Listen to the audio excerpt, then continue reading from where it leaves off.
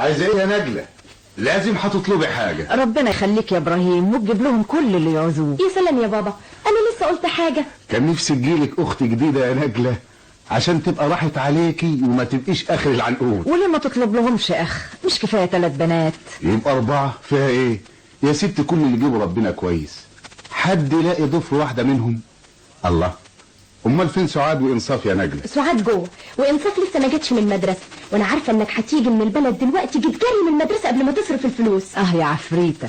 فلوس ايه؟ يا سلام، ما انتش عارف يا بابا فلوس ايه؟ ايجار الارض. طب اجري شوفي بقى مين اللي جه. ضروري انصاف، انا هفتح لها واجي اوام. وسعاد بتعمل ايه جوه لحد دلوقتي يا امينه؟ اسم الله عليها، خلصت حاجة البيت بسرعة وقعدت تشتغل مفارش. ربنا يحميها يا رب ويرزقها بابن الحلال.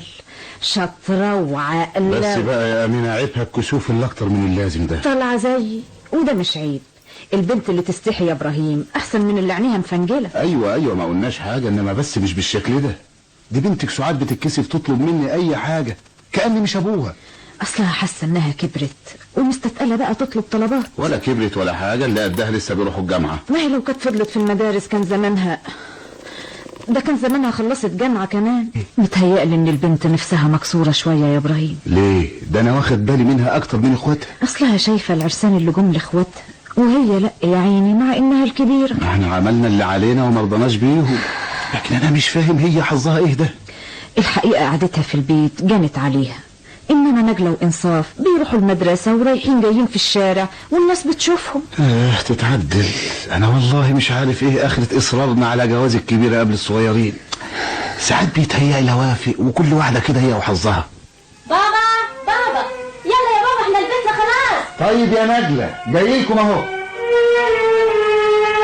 يعني العريس اتأخر يا ابراهيم؟ ما تأخرش ولا حاجة، لسه فاضل شوية على ميعاده. ده شاب ابن حلال ولابق وظريف، اسمه سمير وهو سمير. ربنا يتمم بخير. يبقى نفسي الجوازة دي تتم بسرعة، كان قلبي يرتاح بصحيح وتبقى عقدة سعاد اتحلت، وزي ما بيقولوا صبرت ونالت. كله على الله. على كل حال سمير مستعجل على الجواز، لأنه زي ما قلت لك عايز ياخد عروسته ويسافر على بلده. وبلده بعيدة؟ ولا بعيدة ولا حاجة، دي القميش لجنة الإقليم الشمالي، وبلد كلها خير. يلا على الأقل نبقى نروح نزورهم ونعرف بقية بلدنا. ها اهو جه اهو. ابقي بعد ما تقعدي معانا شوية تقومي تخلي سعاد تلبس وتدخل بالقهوة عشان العريس يشوفها. اهلا اتفضل يا ابني اتفضل.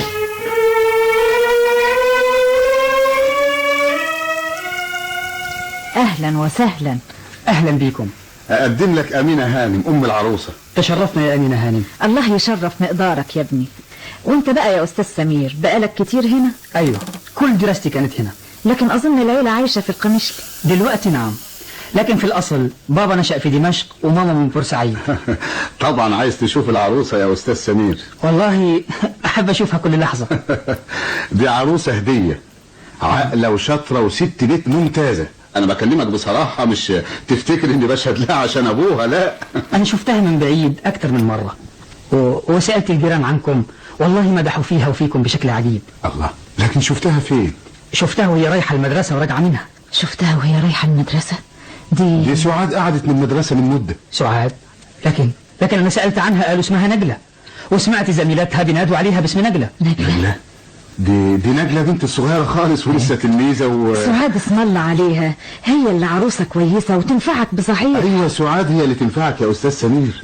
والله أنا سمعت برضه أنكم بتريدوا تجوزوا الكبيرة أولا، لكن أنا اخترت الآنسة نجلة وعشان يتوفوا. والله يا أستاذ سمير أنا بصراحة كنت فاهم إنك عايز تخطب سعاد، هو مع ذلك ما دام أنت اخترت نجلة مستحيل أرفض طلبك أنت بالذات. متشكر يا عمي.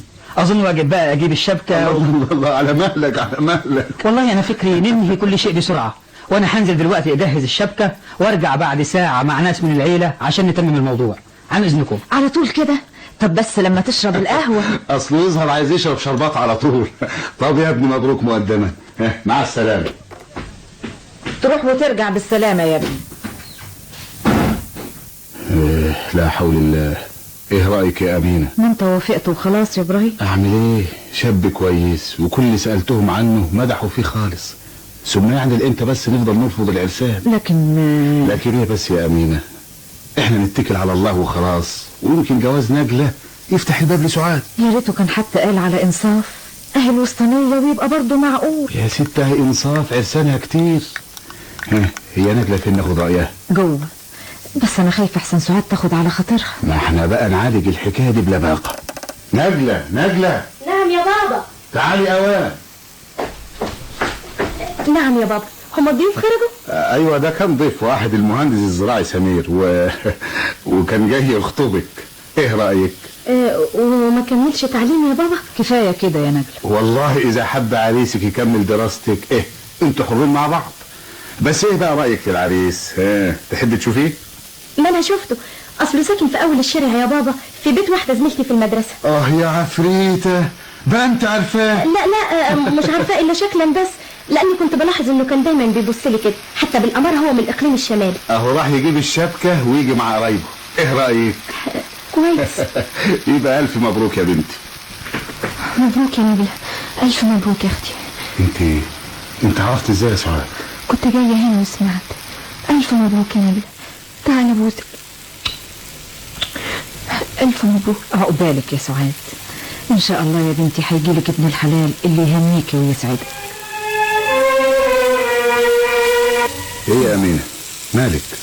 شايفك كده قاعدة قلقانة. بس تعبانه شويه، الدور اللي بيجيني رجع تاني، واللي زوده وخلى صحتي في النازل. حال سعاد يا ابراهيم. مالها سعاد؟ خلي بالك انت من نفسك، وبكره سعاد يجي لها عدلها. يا رب، نفسي ومن عيني افرح بيكي يا سعاد واجوزك ابني.